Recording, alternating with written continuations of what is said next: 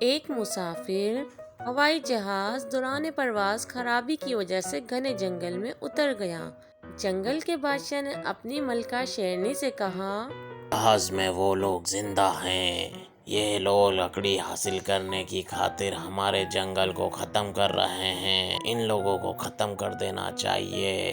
وہ خاموش ہوا تو ملکہ شیرنی نے کہا، انسان کو اللہ نے علم کی وجہ سے اشرف المخلوقات کہا، جو تمام مخلوقات سے افضل ہے۔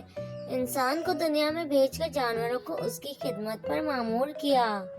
شیر بولا، انسان بہت بے عقل ہے، ہمیں مار دیتا ہے یا قید کر لیتا ہے، ایسے علم کا کیا فائدہ جو وہ لکڑی کی لالچ میں ہمارے جنگل کو ختم کر رہا ہے، جس سے ہمارے ساتھ ساتھ اس کا اپنا بھی نقصان ہو رہا ہے۔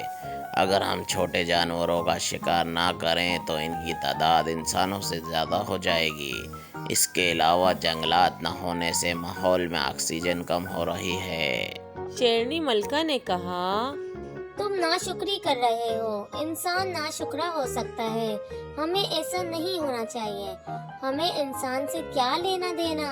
اگر وہ اچھے کام کرے تو اس کا فائدہ، اور اگر برے کام کرے تو اس کا ہی نقصان ہے۔ تو پیارے بچوں، آج کی اسٹوری اچھی لگی ہے تو چینل کو سبسکرائب کر دیں۔